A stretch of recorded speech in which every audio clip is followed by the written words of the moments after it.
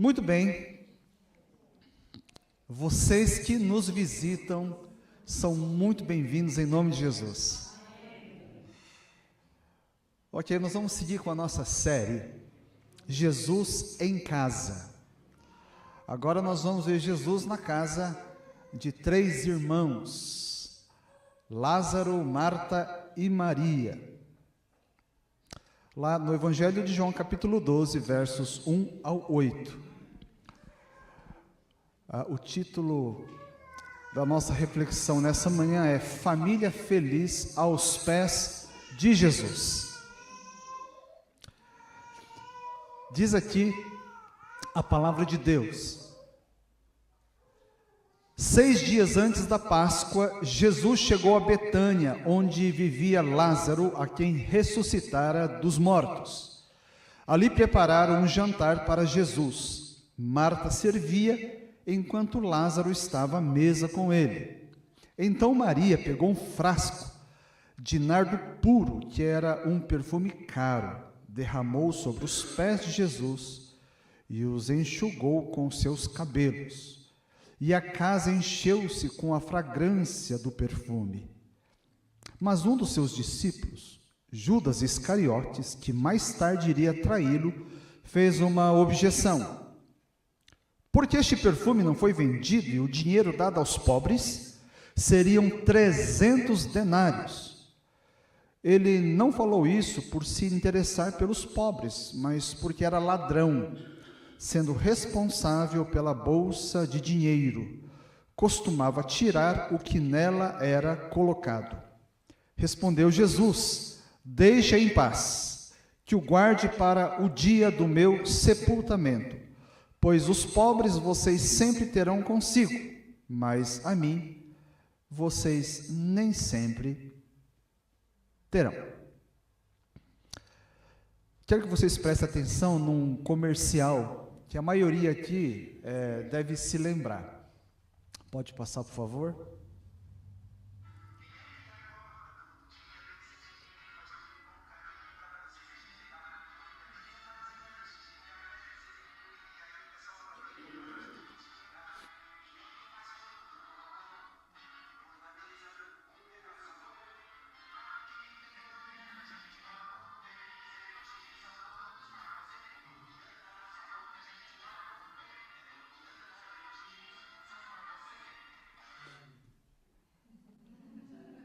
Esse aqui foi símbolo de uma família feliz, vocês estão lembrados, né?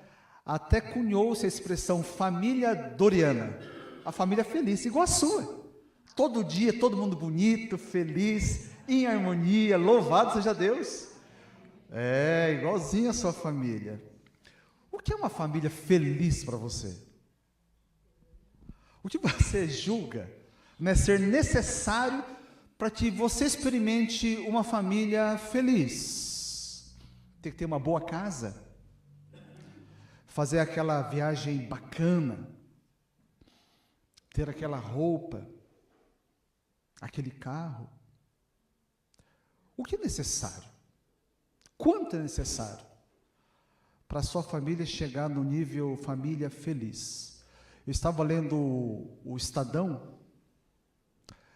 O Brasil atingiu o IDH acima de 800. Já pensou? E a gente olha o Brasil e fala, como que chega no IDH 800? É um nível excelente, gente. Acima de 800 é muito bom. Para uma família chegar no IDH 800, o que é necessário? O texto está apresentando Jesus às vésperas da sua morte. 6 dias depois seria Páscoa. E Jesus foi para um povoado chamado Betânia. De todas as casas que ele poderia visitar, ele foi nessa, por razões que a Bíblia não fala, mas provavelmente antes de um momento tão ruim e num lugar de tantas boas lembranças, boas memórias. Porque era uma família que ele amava muito. Lázaro, Marta e Maria, amigos de Jesus. E aquela não era apenas uma casa que estava recebendo Jesus. Era uma família que aprendeu a conviver com Jesus ao longo dos anos, né? E a gente vai ver nas Escrituras que a presença de Jesus dentro daquela família transformou aquela família. Nem sempre foi assim. Às vésperas da cruz, Jesus encontra uma família agora madura. E eu acrescento feliz. Nessa casa, Jesus era amado, ele era acolhido, ele era ouvido, ele era desejado, era servido, né? Então, o cenário aqui é de muita gratidão, muita gratidão. Lázaro havia ressuscitado fazia pouco tempo.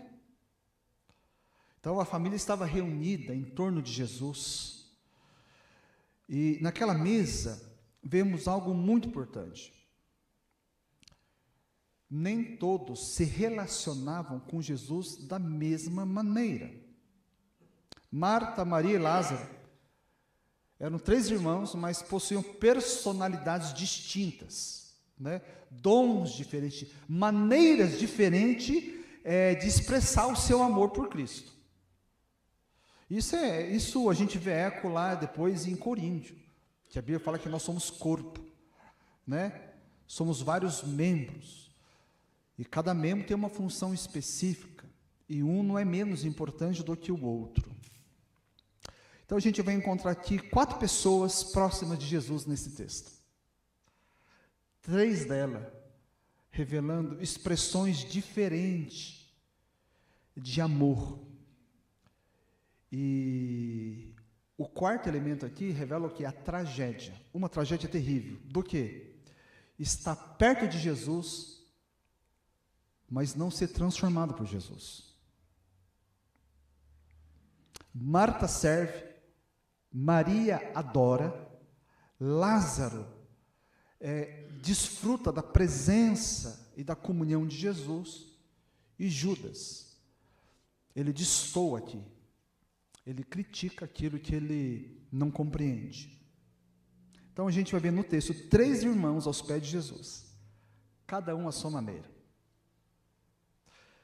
E Judas está sentado à mesa com Jesus, mas não rendido a Jesus. Então, quando a gente olha para essa mesa, uma pergunta surge: qual dessas pessoas mais se parece conosco? Com quem a gente mais se identifica? Como nos temos relacionado com Jesus? Então vamos ver cada um desses 4 aqui nessa manhã. Primeiro, Marta. Marta é alguém que representa aquele amor que se expressa através do serviço. É o amor que serve. E o versículo 2 já fala: Marta servia. É uma frase tão simples, né? Mas carregada de significado, para quem conhece a história de Marta.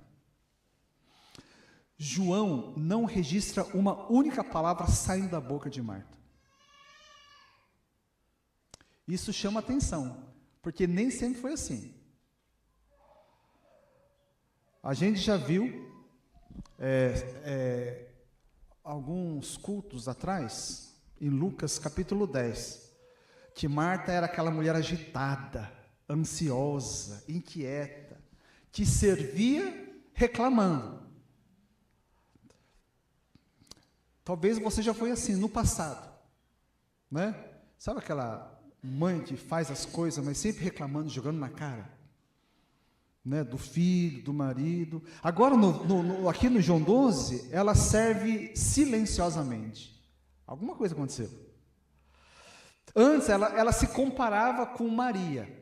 Ela trabalhava e não aguentava que Maria ficava quieta, sem fazer nada. Agora, ela não se compara mais.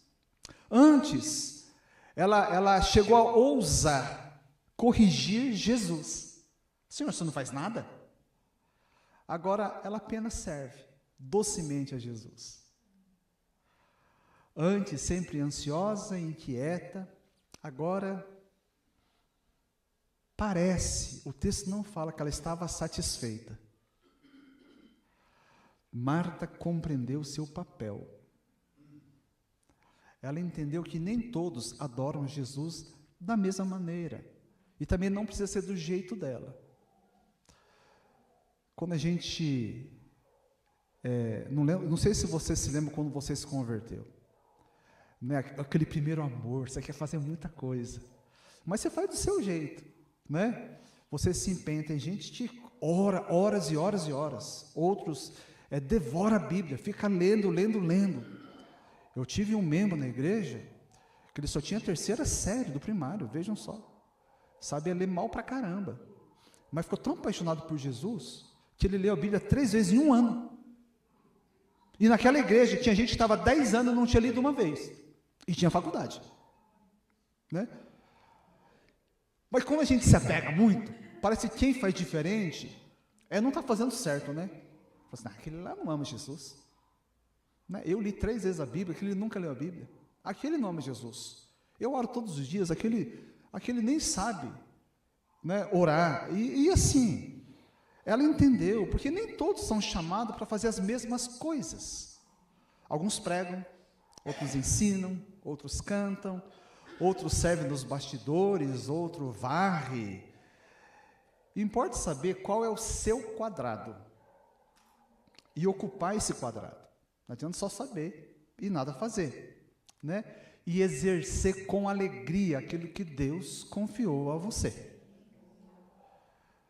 Porque nem todos adoram com perfume. Alguns adoram com serviço. Marta. Aí a gente tem a Maria. Maria é aquele amor que se derrama. Maria, ela diz o texto que ela tomou um frasco, um vidrinho, talvez um jarro de porcelana, com um nardo puro. É um perfume muito caro. Judas, que era bom de fazer os cálculos, o contador da turma, ele falou assim que aquele tanto ali dava para vender por 300 denários. 300 denários. Um denário era a diária de um trabalhador braçal. Então, é errado a gente falar que é 300 dias de salário. Né? Porque quem é assalariado, 300 dias não dá esse dinheiro não. Porque se for uma diarista é quanto? Hoje, R$200? Né? R$200. Multiplica isso por 300. Quanto que dá? Quanto? 300 vezes 200? 600? 1.000? 60 mil. 60 mil. Quem tem perfume de 60 mil aqui? Levanta a mão. Quero ver a pessoa mais. Eu tenho que cheirar você depois. 60 mil, gente, o negócio é bravo, né? Ela pegou um negócio desse, de 60 mil conto, e verteu nos pés de Jesus. Ela não calcula valor, né? Ela não negocia, fala assim, deixa por 2 gotas aqui, Jesus, porque esse negócio aqui é bom pra caramba. Ela não economiza, ela simplesmente oferece. Porque Maria aqui, ela compreendeu algo que poucos, ou talvez ninguém ainda tinha compreendido. Jesus estava caminhando para a cruz, ainda que ela não entendesse completamente os detalhes, né? Judas, ele enxergou a etiqueta do perfume. Maria enxergou o valor do Salvador. O mundo sempre tenta medir as coisas pelo preço. O discípulo aprende a medir o valor das coisas. Então, para Maria, nada era precioso demais se fosse para Jesus. A adoração verdadeira, a gente vê exemplificado aqui em Maria, ela não tenta dar o mínimo necessário, mas o máximo que eu posso. A adoração não é dada em medida, gente. Eu acredito que extravagância e adoração costumam andar juntos.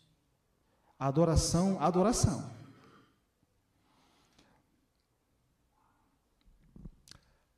Aí a gente vê Lázaro. Lázaro é aquele amor que desfruta da comunhão. Lázaro é um personagem interessante na Bíblia, né? É um grande amigo de Jesus. Ele faz parte de momentos assim, fantásticos de Jesus. Ressurreição de Lázaro. Mas você não vê um oi. Né? Não fala nada. Mas também, pastor, morava com 2 irmãs, vai falar como? Né? Não tinha como falar. Então está explicado. Lázaro, ele não serve como Maria. É como Marta. Né? Lázaro, ele não é dado a roubos de adoração como Maria, sua irmã. Mas ele está à mesa com Jesus. Está ali. Né? Dias antes ele estava morto, agora estava vivo e desfrutava da presença do Senhor. Gente, a ressurreição de Lázaro foi um lembrete vivo para nós. O Theo falou sobre isso na pregação dele aqui. Porque foi uma ressurreição temporária. Tá certo? Lázaro ressuscitou, mas ele morreu outra vez. Né? Ele morreu 2 vezes. Jesus, porém, ele estava caminhando para uma ressurreição definitiva após a sua morte. Porque ele venceria o poder da morte. A ressurreição para nunca mais morrer. Lázaro está sentado à mesa. E é um retrato de todos os salvos, que somos nós. Nós somos alcançados por Jesus, amém? Já estamos salvos. Já estamos libertos da escravidão do pecado. Ninguém mais é escravo do pecado aqui. E agora nós desfrutamos, ou deveríamos desfrutar da comunhão com Jesus. Um dia a gente vai estar frente a frente, desfrutando da mesa, da comunhão com Jesus, de modo pleno. Pleno. Lázaro aqui está aos pés de Jesus, através da comunhão. Nem todos amam como a Jesus dessa maneira, né? A questão aqui que a gente vê nesses irmãos não é a maneira como a gente ama Jesus. A maneira pode ser diferente, mas de qualquer maneira tem que ser verdadeiro. Tem que ser verdadeiro.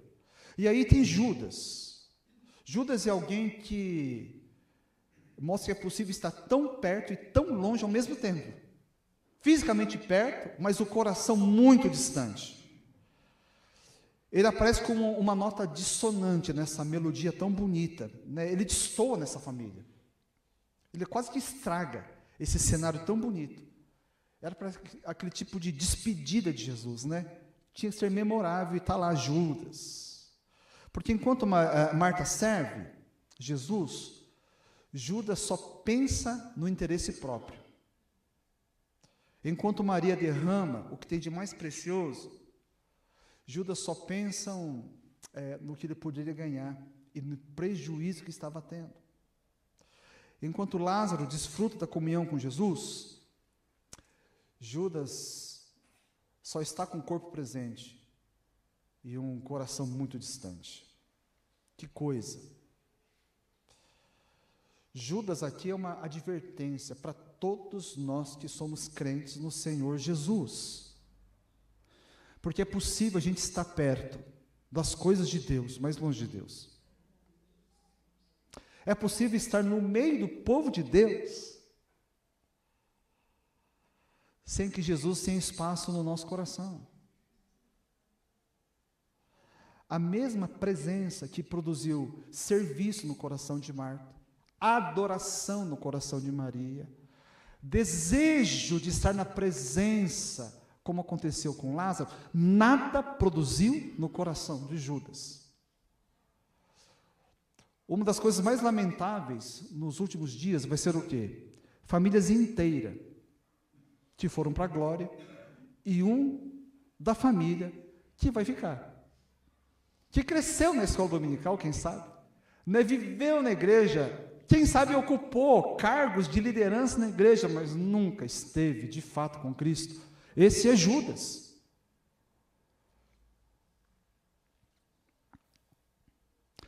Gente, uma família feliz é aquele onde Jesus ele encontra espaço de verdade em cada um dos seus membros. Onde Jesus é amado de verdade.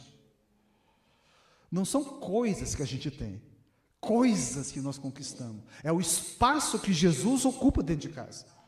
Daí você pode ter muito ou pouco. A felicidade vai estar presente. Uma pergunta que cabe aqui é: o que a presença de Jesus está produzindo no meu coração? Que Deus nos conceda a graça de olhar para Jesus como Maria olhou. Amá-lo como Maria amou. Encontrar satisfação nele como Lázaro encontrou.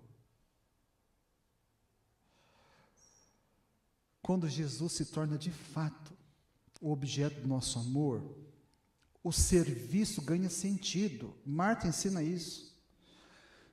Quando nós realmente fazemos as coisas, nós servimos a Jesus porque nós o amamos, não importa quanto sacrifício isso exige de nós, nós fazemos com um sorriso no rosto.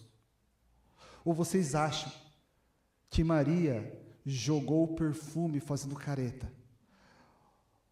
Ou a Marta, servindo toda suada, né, falou assim: não vejo a hora, né, disso acabar, quero tomar um banho, deitar no sofá e atualizar o meu Instagram. Mesmo que seja difícil, mesmo, e preste atenção, serviço na igreja, que ninguém reconheça, que ninguém aplauda, que não tenha um tapinha nas costas: olha, você fez um excelente trabalho. Mesmo que ninguém está vendo, sabe por quê? Porque não importa para quem ama Jesus. Porque quem ama Jesus, não importa que todo mundo veja, se Jesus não vê, nada vai valer. A nossa aspiração maior é no meio de todo o serviço que a gente está fazendo, de vez em quando, dar uma respirada, olhar para o céu e falar assim: Jesus, você está vendo? É para o Senhor que eu estou fazendo.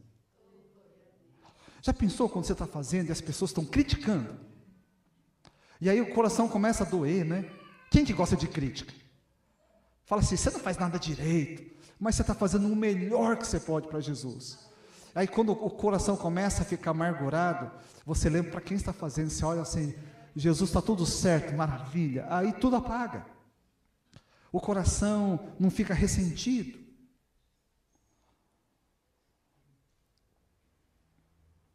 A comunhão, ela ganha profundidade. A gente vive em tempos onde a agenda é muito cheia, né? Quem tem a agenda vazia aí? Nossa, eu estou com uma vida tão ansiosa. Essa correria frenética. Uma vez, uma aposentada falou: pastor, eu sou aposentada, mas pensa que eu não tenho coisa para fazer? Né? Aposentada, principalmente mulher aposentada, é o nome mais bonito de falar, escrava dos filhos, né? Tem que buscar neto, e fazer isso com neto e aquilo, e ajudar em casa. Então, melhor falar aposentado, porque é feio, né? Falar: eu sou escrava dos meus filhos e netos. Muita coisa a fazer. Então, em tempos assim, o simples fato de estar com Jesus mostra a importância que Jesus tem na sua vida. Ou seja, não dar resto de tempo para Jesus. Tem crente que tem coragem e fala assim: hoje eu não orei porque eu não tive tempo. Você quer dizer que hoje Jesus foi a pessoa menos importante, porque todos os outros teve importância na sua vida. Hoje eu não tive tempo de ler a Bíblia. Você quis dizer que hoje Jesus não teve importância nenhuma para você. Lázaro é alguém que mostra que você não precisa fazer muita coisa, porque às vezes o que a gente mais quer é presença. É igual idoso. Eu aprendi que idoso não liga muito para presente, idoso liga para presença, né? Idoso já às vezes tem roupa demais, mais uma roupa, né? Eu tenho 50 roupas, eu uso essas duas só que eu gosto. Idoso quer presença.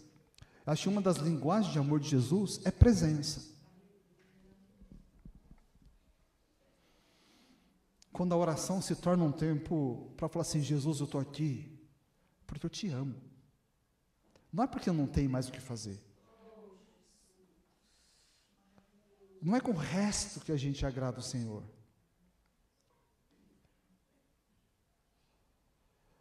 E às vezes a gente está diante de Deus, não precisa ter palavra nenhuma.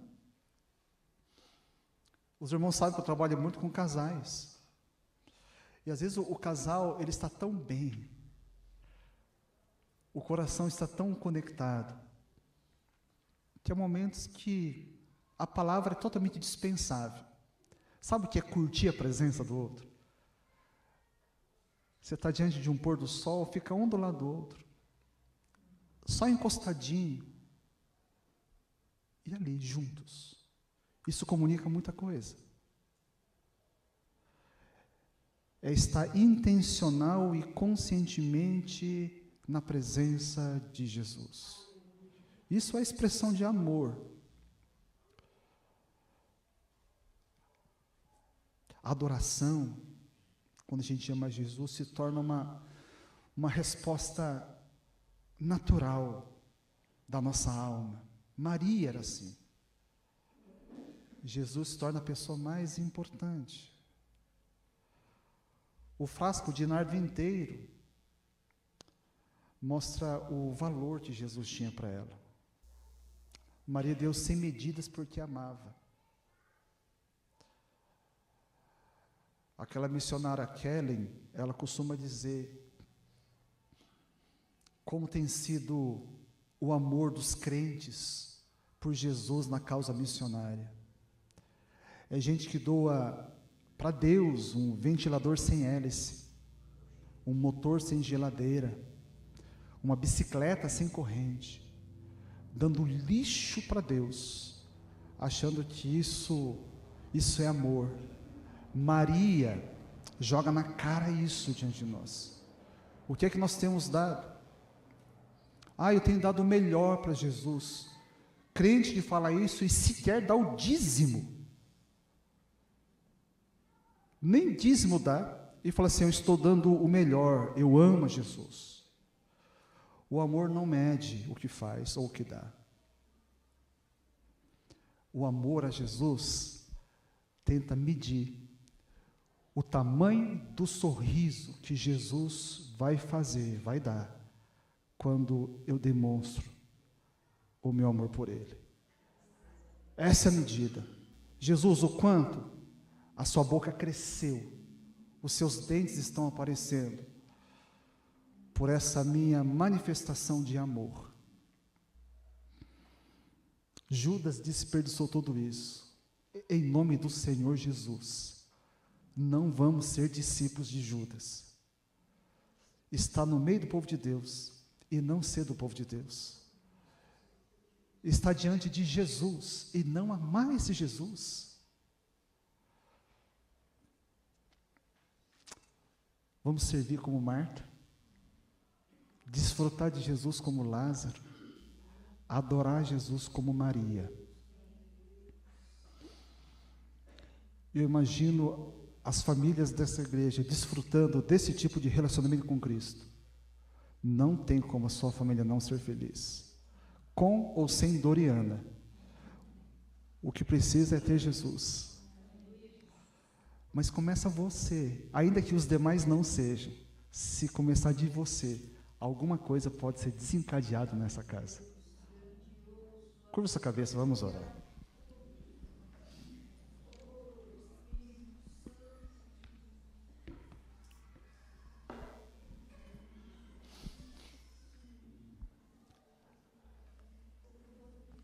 Senhor, essa palavra é tão confrontadora. Tu sabes, ó Deus, que eu preguei, mas eu me envergonho, porque falta ainda, Senhor. Mas eu não quero continuar na falta. Deus, eu quero caminhar na direção, ó Deus, daquilo que os meus irmãos, Lázaro, Marta e Maria, aprenderam. Ó Deus, esse amor por Jesus.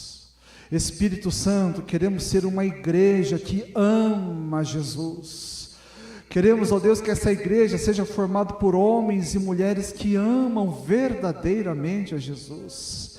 Famílias que, por amarem a Jesus, experimentem essa leveza, essa alegria, Senhor, que aquela família em Betânia descobriu de maneira tão linda. Deus Santo, nos perdoa, Senhor. Ó Deus, quando negamos servir a Ti, pensando no nosso conforto, ó Deus, apenas na nossa agenda, deixando o serviço por Jesus no fim da lista de prioridades.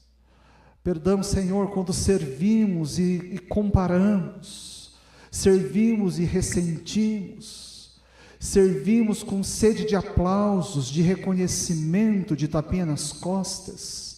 Ó Deus, quando a única coisa que nós precisávamos é ouvir do Senhor: muito bom, servo bom e fiel, foste fiel no pouco, sobre o muito te colocarei.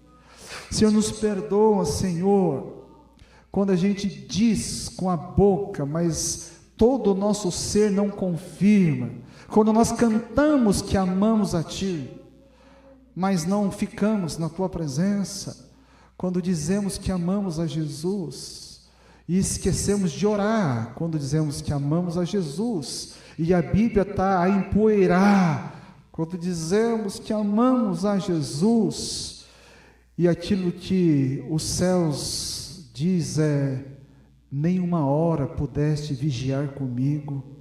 Deus tenha misericórdia.